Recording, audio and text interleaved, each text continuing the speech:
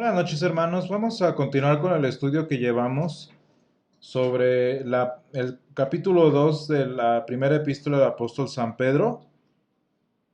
Y vamos a leer el día de hoy del versículo 15 al versículo 25. Y dice el apóstol: porque esta es la voluntad de Dios, que haciendo bien hagáis callar la ignorancia de los hombres insensatos, como libres, pero no como los que tienen la libertad como pretexto para hacer lo malo, sino como siervos de Dios. Honrad a todos, amad a los hermanos, temed a Dios, honrad al Rey. Criados, estad sujetos con todo respeto a vuestros amos, no solamente a los buenos y afables, sino también a los difíciles de soportar. Porque esto merece aprobación si alguno a causa de la conciencia delante de Dios sufre molestias padeciendo injustamente.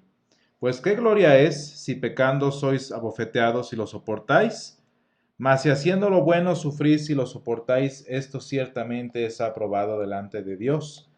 Pues para esto fuisteis llamados, porque también Cristo padeció por nosotros, dándonos ejemplo para que sigáis sus pisadas, el cual no hizo pecado ni se halló engaño en su boca, quien cuando le maldecían no respondía con maldición, cuando padecía no amenazaba, sino encomendaba la causa al que juzga justamente, quien llevó él mismo nuestros pecados en su cuerpo sobre el madero, para que nosotros, estando muertos a los pecados, vivamos a la justicia, y por cuya herida fuisteis sanados.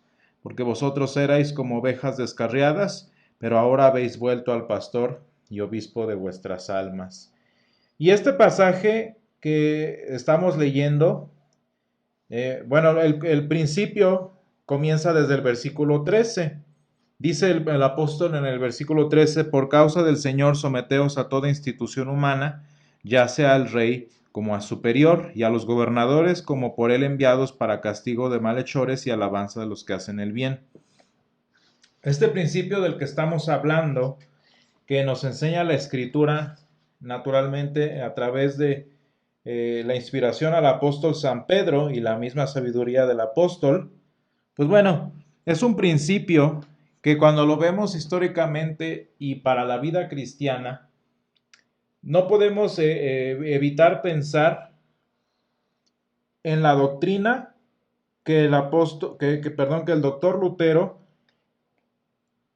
enseñó durante el siglo XVI, que yo diría incluso que es segunda en importancia, naturalmente, a la doctrina de la justificación por la fe. Y esto pues porque la doctrina de la justificación por gracia, por fe y por Cristo y por las Escrituras, pues naturalmente es el centro de la fe cristiana. Entonces, más o menos podemos dimensionar esta segunda doctrina de la que voy a hablar y su importancia que tiene tanto en la vida cristiana como en la vida diaria del cristiano, que de alguna manera parece lo mismo, pero tiene sus diferencias. ¿Y a qué doctrina me estoy refiriendo? Pues bueno, la doctrina de la vocación. Estamos hablando aquí de la doctrina de la vocación, formulada, digamos, de una manera un poco más clara para nuestro entendimiento por el doctor Lutero. ¿Y a qué nos referimos con la doctrina de la vocación según lo enseñan las Escrituras? Bueno, aquí lo vemos nosotros en el tema en el que está abordando nuestro Dios cuando dice: esta es la voluntad de Dios, que haciendo bien hagáis callar la ignorancia de los hombres insensatos, como libres, pero como los que tienen la libertad, pero no como los que tienen la libertad como pretexto para hacer lo malo, sino como siervos de Dios. ¿A qué se refiere la doctrina de la vocación? Bueno, yo creo que podemos entenderla si revisamos los cambios que trajo para la vida del mundo justamente en el esplendor del final de la Edad Media del siglo XVI. Y vamos a ponerlo en contexto. ¿Cuál era la estructura social, el mundo social en tiempos del doctor Lutero? Tenemos obviamente en la cúspide al papado y su institución, un poquito más abajo, pero quizás igual en poder, tenemos a los grandes emperadores, particularmente en tiempos del doctor Lutero, al emperador Carlos V. Después tenemos a los príncipes y toda su gloria, sus riquezas que amontonaban precisamente en este periodo. Después tenemos a los catedráticos y a los intelectuales como el doctor Lutero. Después a los comerciantes y finalmente hasta abajo hasta a los campesinos. Esta era la estructura bastante más marcada que en el día de hoy. Así era la vida social, así era la vida de las personas, hasta que la doctrina de la palabra de Dios, presentada por el doctor Lutero, llegó a darle una dignidad y un valor importantísimo a la persona humana a través de esta doctrina de la vocación. ¿Qué es la vocación? ¿Qué enseña la Escritura acerca de la vocación? Como vemos aquí, que nuestro Dios nos ha colocado en el lugar en el que estamos para servir, en primer lugar, a Dios y servir como siervos de Dios. Y eso es algo muy importante. El servicio cristiano, que es a Dios, y el servicio cristiano a otros como siervos de Dios. A lo mejor nos parece muy simple, pero si pensamos un poco, ¿qué dignidad tan importante le da la Escritura al trabajo que a los ojos humanos es el más miserable? Imagínense cómo cambió la vida de los que escucharon la palabra de Dios cuando se dieron cuenta que en el lugar en el que estaban, que en el trabajo en el que servían, que la responsabilidad que llevaban a cabo era de servicio a Dios.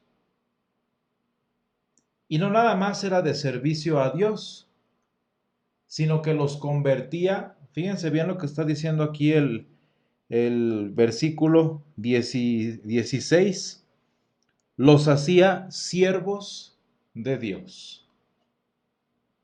Y hermanos, esta es una cosa importantísima porque a lo mejor a nosotros no nos suena mucho, pero la Escritura le está enseñando que delante de los ojos de Dios, campesino, catedrático, príncipe o emperador, todos son siervos de Dios. Todos están en un mismo nivel, todos sirven el mismo propósito que es la gloria de Dios. Y este principio le dio una dignificación al trabajo del campesino, al trabajo del zapatero, al trabajo del príncipe, tan importante que los resultados de esto lo vemos hasta nuestros días, de alguna manera un tanto indirecta. Pero ahorita vamos a ver por qué. ¿Qué está enseñando el apóstol San Pedro aquí? Que también naturalmente el apóstol San Pablo lo enseña y que el doctor Lutero definió para nosotros. El cristiano como hijo de Dios, el cristiano como linaje escogido, real sacerdocio, nación santa, pueblo adquirido por Dios, puede llevar la corona de ese real sacerdocio, la santidad de esa nacionalidad adquirida por Dios, en el sudor del campo, en la complejidad de las universidades y en las cortes de los reyes. ¿Con qué propósito dice el apóstol San Pedro aquí el versículo 9? para anunciar las virtudes de aquel que os llamó de las tinieblas a su luz admirable. Y dice más adelante en el versículo 15, para hacer callar la ignorancia de los hombres insensatos. ¿Qué es lo que enseña la Escritura a propósito de la vocación? Que el Señor ama y dignifica al individuo sin importar su desempeño laboral, sin importar su profesión, su carrera, y que por el contrario le da un valor adicional al monetario, al social, al digamos moral, haciéndole un servidor directo de Dios, sea príncipe o sea curtidor.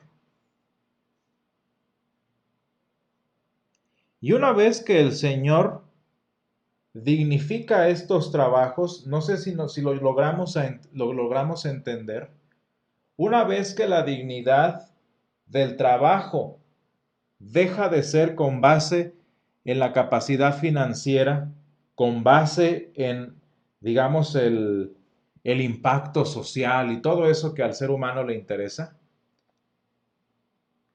Una vez que el propósito de mi día a día, que el propósito de mi trabajo, que el propósito de mis acciones va más allá de lo que mi propio salario, mi propio posición social me da,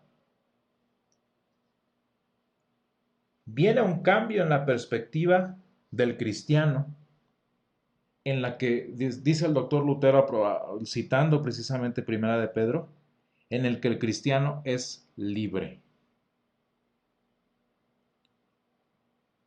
en el que el cristiano llega a un punto en el que deja de trabajar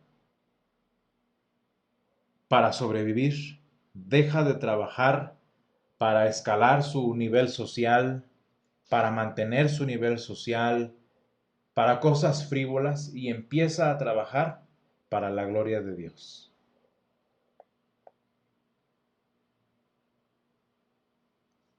Y mucho más allá de esto, el cristiano, sabiéndose siervo directo de Dios y siervo de otros como servidor de Dios, deja de estar preso de la simpleza de la acumulación monetaria, de la vanagloria del crecimiento social y de la arrogancia de los logros personales. Y cuando el objetivo de sus actividades diarias, cuando el objetivo de su trabajo deja de ser el sí mismo, la propia persona, el doctor Lutero enseñaba, como enseña la Escritura, el cristiano empieza a hacer y hace lo que hace porque quiere, porque es libre y porque es para la gloria de Dios. Y hermanos, nosotros cuando pensamos a propósito de esto, sería bueno que nos hiciéramos la pregunta tan importante que podríamos ver aquí. ¿Para qué trabajamos? ¿Para qué nos esforzamos? ¿Para qué llegamos temprano al trabajo? ¿Para qué cumplimos con nuestras actividades? ¿Cuál es la razón? Fíjense bien, ¿cuál es la respuesta de un preso? ¿Cuál es la respuesta de un insensato, como dice aquí el versículo 15? Para ganar dinero, para que no me corran, para que no me manden, no sé, un aviso, una advertencia.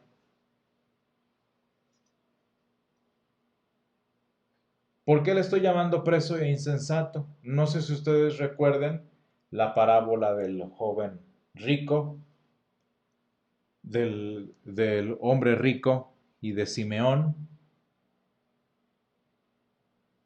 Tantas parábolas en la escritura en las que las palabras del Señor Jesús se resumen, ¿no? Necio, esta noche vienen a pedir tu alma y todo lo que has acumulado, ¿para qué será? O como dijo el Señor Jesús al joven rico, todo esto lo has hecho, pero una cosa te falta. Ve y vende tus posesiones. Y hermanos, y la respuesta a por qué hago lo que hago es para acumular riquezas, para ganar gloria, etcétera, etcétera. Fíjense cómo aplicaría para nosotros el pasaje de Isaías: sécase la hierba, marchítase la flor. Porque va a haber un día, hermanos, en el que el dinero se va a acabar, las fuerzas se van a acabar, las ganas se van a acabar y todo lo que hicimos, ¿para qué? Y hermanos, nosotros podemos pensar, bueno, es que yo tengo muchos proyectos. Imagínense qué siente el cristiano, qué sentirá en este sentido el cristiano que por alguna situación de su vida queda parapléjico. ¿Qué sentirá, como lo hemos visto en tantos casos muy tristes, la persona llena de éxito, de proyectos, de trabajos, que de repente se jubila, que de repente corren, que de repente se queda imposibilitada de alguna manera o simplemente envejece y cuyo propósito de vida, cuyo propósito del día a día era satisfacción laboral, abundancia financiera o simplemente satisfacción personal? ¿Qué le va a pasar al individuo cuyo propósito diario era acumular riquezas? Bien dice la palabra de Dios: necio, esta noche vienen a pedir tu alma y todo lo que acumulaste, ¿de quién será?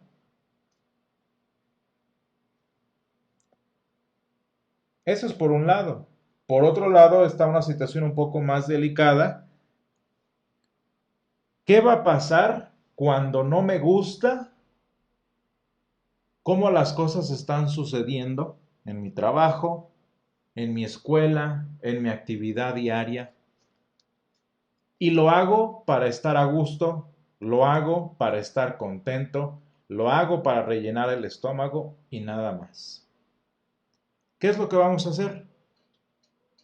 Lo dejamos de lado, lo hacemos mal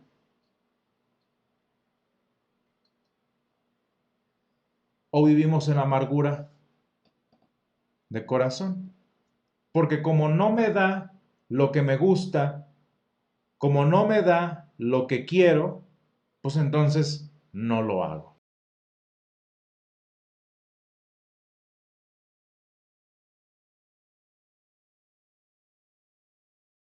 Una cosa muy interesante cuando nosotros estudiamos la parte social de este principio que estamos enseñando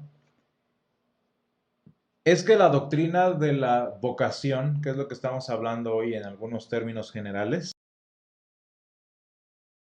hizo que las naciones cristianas evangélicas que entendieron este principio del valor del trabajo con base en la dignidad de Dios, hoy en día, ya obviamente no por, ahorita es consecuencia de, sean naciones prósperas, bendecidas, en abundancia, en desarrollo, etcétera, etcétera. ¿Por qué, hermanos? Porque muchos de los evangélicos que se fueron a poblar, por ejemplo, Estados Unidos, que hicieron crecer a Corea del Sur, que se quedaron en Europa, etcétera, etcétera, entendieron una virtud bastante interesante del trabajo, que es lo que estoy diciendo. El trabajo se hace no para ganar, sino para la gloria de Dios. Y teniendo la gloria de Dios, el servicio a Dios como propósito principal, estas naciones y los trabajadores de ellas entendieron a ser excelentes en todo lo que hacían. Y el principio de la excelencia, le guste a quien no le guste, es un principio cristiano y es un principio que tanto nace como se sostiene en la doctrina de las Escrituras. ¿Por qué? ¿Qué me hace ser excelente? La gloria de Dios. ¿Qué me hace ser excelente? Estar libre de las cadenas de la obligación, de las cadenas de la remuneración, de las cadenas de la satisfacción financiera y personal. No se trata, obviamente, de vivir en la miseria, porque vemos que no es el caso. No se trata de, vaya, renunciar al trabajo para vivir solo para la gloria de Dios. No, ese no es el punto. El punto es que sin importar la posición en la que esté, sin importar la labor que yo haga, como hay un principio superior a lo que yo puedo conseguir, a lo que yo puedo producir, que es la gloria de Dios, hago las cosas en la libertad que el Evangelio me concede. Y consiguientemente, aunque no me esté viendo el jefe, lo hago bien, porque no lo hago para cumplir, sino lo hago para la gloria de Dios. Que si tengo basura en la mano, no la tiro a la calle o la tiro afuera del carro, no porque haya un policía o porque me vayan a multar o bla, bla, bla, sino porque soy libre del miedo al policía, del miedo a la multa, y lo hago para la gloria de Dios.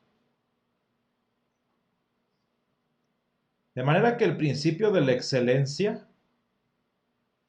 ha sido fue un aspecto importantísimo de la fundación cristiana y consiguientemente el desarrollo cultural e ideológico de todas las naciones que hoy en día consideramos potencias mundiales.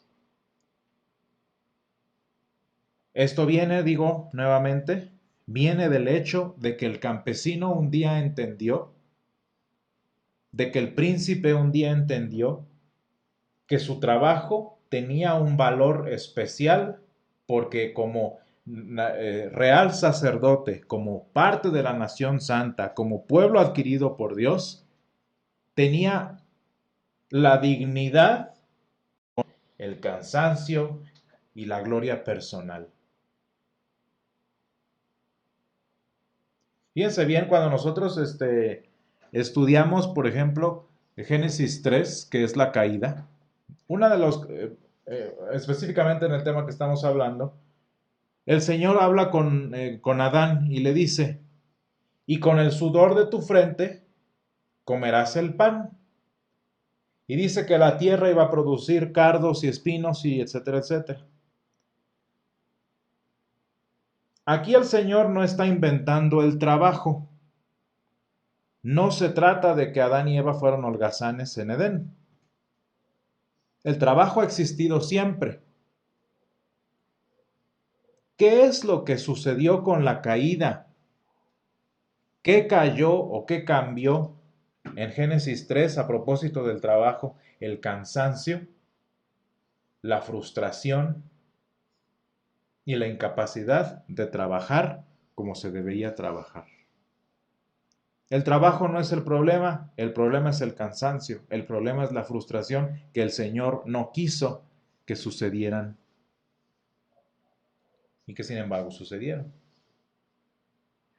Entonces fíjense cómo ahora que estamos leyendo en Primera de Pedro 2, el Señor quiere liberarnos de las cadenas de la caída, porque el trabajo también cayó, porque nuestro día a día, porque Nuestra vida laboral también cayó en Génesis 3 y el Señor a través de estos principios nos ayuda a salir como Él nos sacó un día de la prisión espiritual, a salir en lo que estamos hablando, que es un tema bastante práctico, de las cadenas laborales, de las cadenas profesionales, de las cadenas ocupacionales, si le queremos poner términos generales.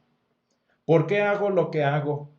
Porque soy un siervo del Señor y lo hago para la gloria de Dios.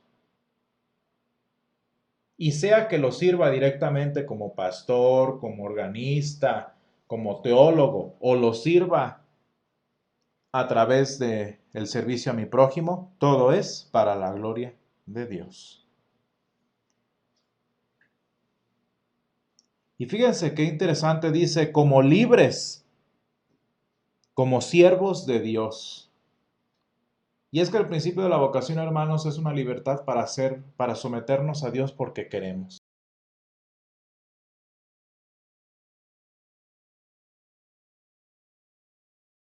Y vamos a hablar naturalmente de este principio que es muy importante. Vamos a continuar hablando de este principio porque es muy extenso y muy práctico para la vida cristiana. Pero lo que podemos ver es que esta libertad de la que está hablando el apóstol San Pedro no es fácil de adquirir. No fue recibida por todos y no es recibida por todos de hecho. Y lo muy triste es que la libertad cristiana, que empieza como un principio espiritual y se desarrolla en lo más intrascendente que es en la vida laboral, fíjense cómo no se desarrolló en muchos países. La iglesia romana, que se opuso a cada aspecto de la doctrina de las escrituras, ¿qué hizo? Enseñó que es mejor ser pobre y no excelente. Es mejor dar gloria a Dios rogándole siempre que sirviéndole. Al no enseñar el Evangelio, no hizo libres a las personas y consiguientemente, hermanos, y tristemente lo vemos, todas las naciones que nacieron y surgieron y crecieron bajo las alas romanas tienen las características básicas de la mediocridad, la corrupción, la incompetencia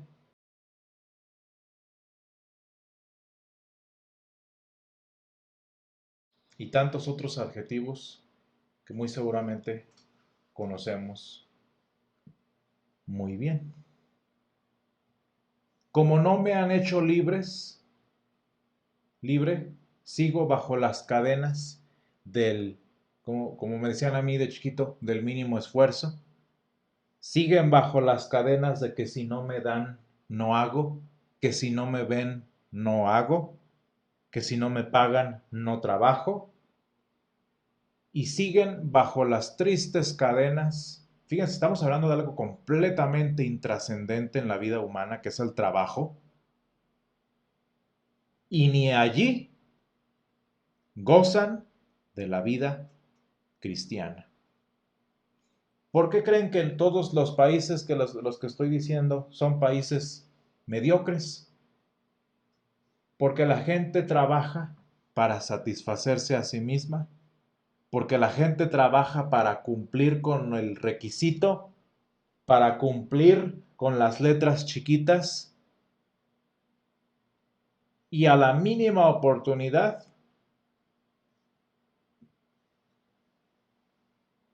se esconden como se escondieron a Daniel. Y pues naturalmente les va mal, la vida laboral no funciona. ¿Por qué? Pues porque el Señor dice, con el sudor de tu frente comerás el pan y la tierra producirá cardos y espinos, y todavía se enojan de que se pican, de que se cansan, de que sudan, de que no cumplen ni siquiera con sus vanas expectativas.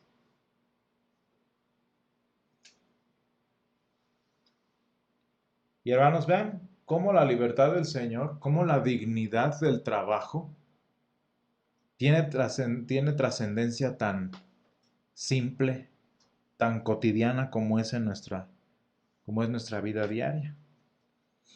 Y hermanos, yo espero que en nuestra vida diaria podamos hacernos esta pregunta: ¿por qué hago lo que hago? ¿Para qué lo hago? ¿Para cumplir? ¿Para para salir del día? ¿Porque me ven? ¿Para ganar algo? ¿O para la gloria de Dios? Y hermanos, lo más bonito es que la gloria de Dios reflejada en la vida del cristiano es bendición. El Señor en este aspecto, si quieren que se los ponga en un ejemplo muy simple, el Señor es como un espejo. Y eso nos lo enseña la Escritura de muchas maneras y con muchas palabras. Mientras más gloria le damos a Dios, más gloria de Dios brilla en nuestras vidas. Dice el Señor, traed las ofrendas al alfolí, presentad sus diezmos y veréis si no abro y colmo de bendiciones. Y dice Deuteronomio 6, bueno, tantas referencias.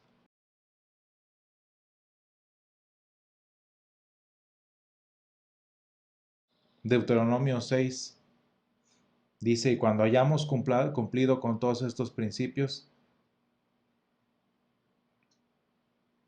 vamos a leerlo porque sí quiero terminar con esto rápido. Dice, y tendremos justicia.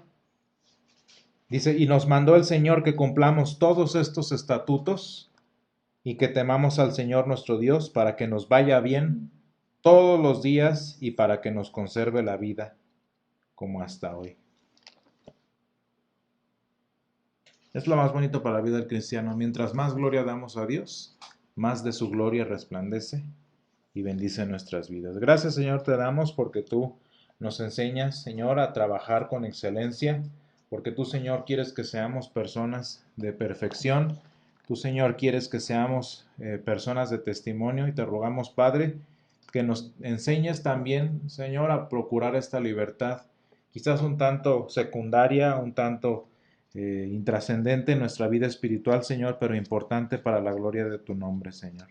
Te damos gracias porque nos concedes buscar y procurar la excelencia, Señor, y te pido que nos ayudes, Señor, a hacer todo para la gloria de tu nombre, a llevar a cabo todas nuestras actividades, Señor, con excelencia como tú deseas. Y Padre, te pedimos que así como tú lo has prometido en la Escritura, la gloria que demos a tu nombre, Señor, se refleje también en nuestras vidas como tú lo has prometido. Guárdanos, Señor, te lo pedimos en el nombre de Jesús. Amén.